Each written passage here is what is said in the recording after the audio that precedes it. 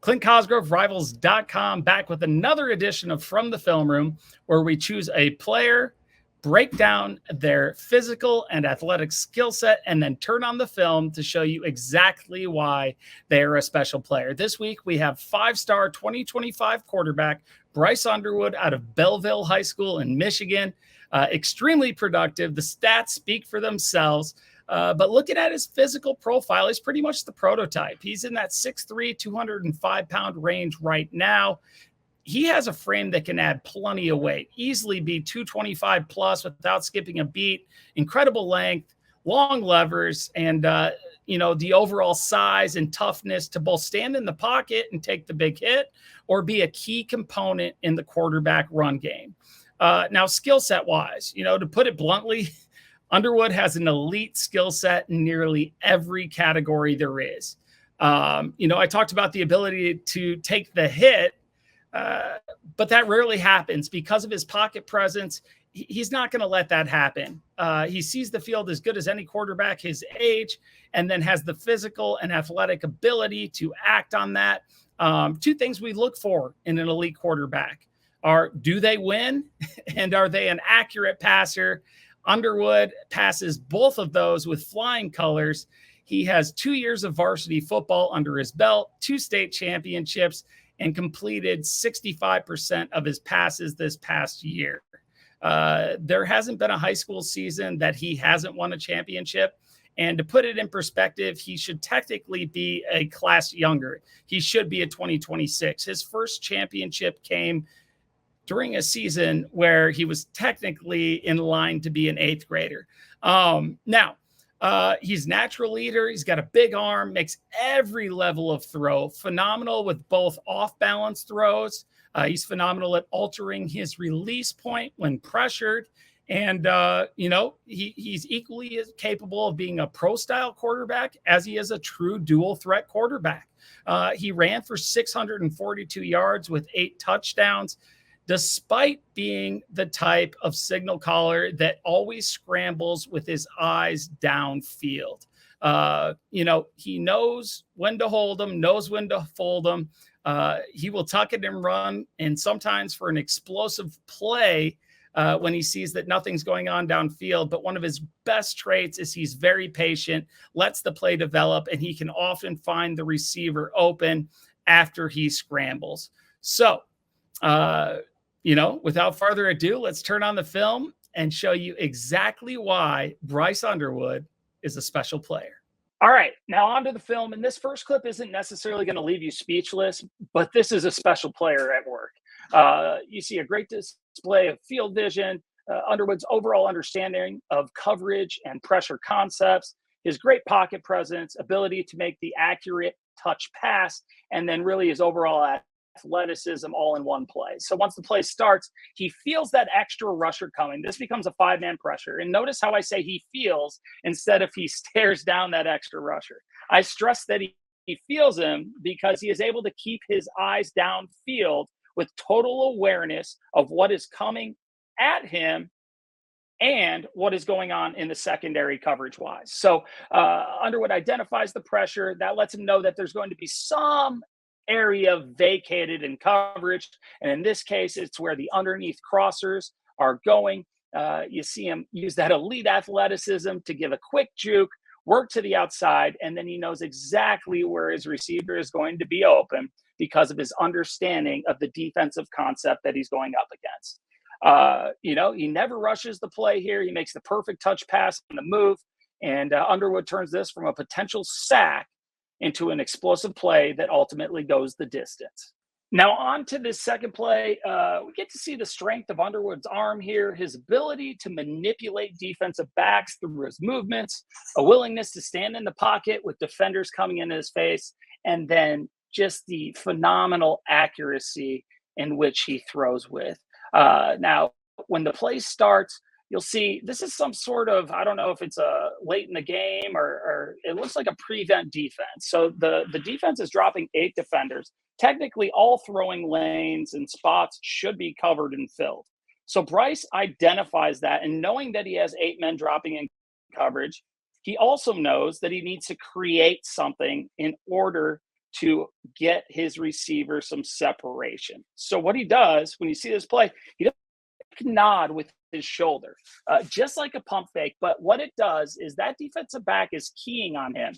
That DB jumps the underneath route that Underwood wasn't even considering, and it just creates space for his receiver. Without it, this would be a dead play. So the DB bites. Bryce Underwood does what Bryce Underwood does by throwing a perfect ball. And this is a long throw when you consider the vertical yardage and the width of the field it covers. And even though he's not able to follow through because he's got a guy in his face, you get to see his phenomenal arm strength, his ability to get the ball there on time and at a perfect spot where only his receiver can get it. This was all Bryce here again. He created the hole for the receiver and then drops the perfect pass. Now on to this third play, which I absolutely love because it's a perfect example of Underwood's ability to make a really hard play look routine. And he does it at a crucial 4th and 15 situation where there is no option but to get the first down. So you're going to see his pocket presence once again, his ability to scramble with eyes downfield, and then ultimately the finish that is, again, nothing short of spectacular. So when we run the play, again, you're getting a 5-man pressure here. You'd think they'd learn, but they don't. So we got that extra rusher coming from the outside. Bryce steps up in the pocket, and that pocket is only clean for a second. So he recognizes that and starts working and scrambling to his left in order to keep the play alive. Now, had this not been a 4th and 15 situation, and it almost looks like he did try, but he may have tried to scramble and run here. But his situational awareness tells him that the ball has to get out. And let me tell you, this is a special throw. Underwood is able to find an open receiver while stumbling and throwing across his body. Those who have not played quarterback are going to have a hard time understanding how hard this throw really is to make. But once again, we see Bryce make an uncommon play look routine. This is a special throw by a special player with incredible physical gifts. This 4th play is just a great example of Bryce's overall athleticism and size combination, and plus his ability as a dual threat quarterback capable of doing serious damage in the run game. Now, not much needs to be said here as the play really speaks for itself, but look at the way he reads this play. It's some type of read play. He hits the hole, doesn't go down on contact, makes an incredible juke, and finishes with the speed that leaves little question as to who the best athlete is on the field. Now, when you have a quarterback that is elite as a passer, but also every bit as good of as a runner, that is when you are stepping into rare and special territory. And that is what Bryce Underwood is. He is a nightmare for defensive coordinators because you always have to account for him as a running threat. With pure pocket passers, you're technically playing 11 on 10 as a defense because the quarterback does not have to be accounted for in the run game. With players like Bryce, you always have to account for them, making it truly 11 on 11. And if you don't account for him, he's going to make you pay. Merely the threat of him running really dictates the defensive coordinator's game plan. It limits the call sheet, and it often dictates the coverages you can play, the pressures you can use, and a myriad of other issues. But in the right offense, Bryce could be an absolute menace because as good as he is as a passer, and he is an elite passer, he is every bit as good with the ball in his hands as a runner. And there are very, very few players who are elite in both those areas. Bryce is just one of those few elite players. All right, now we'll finish with this final play. And I threw it in here just because I want you to see the howitzer that he has for an arm. Bryce Underwood has a big-time arm and big-time arm talent. This is just a deep ball, but, it's a 57-yard throw. Not only is it thrown with precision, but he doesn't even appear to strain while getting the ball out. He could probably throw it another 20, 25 yards with his arm talent. But then you look at the placement at the end, and you can't help but be amazed.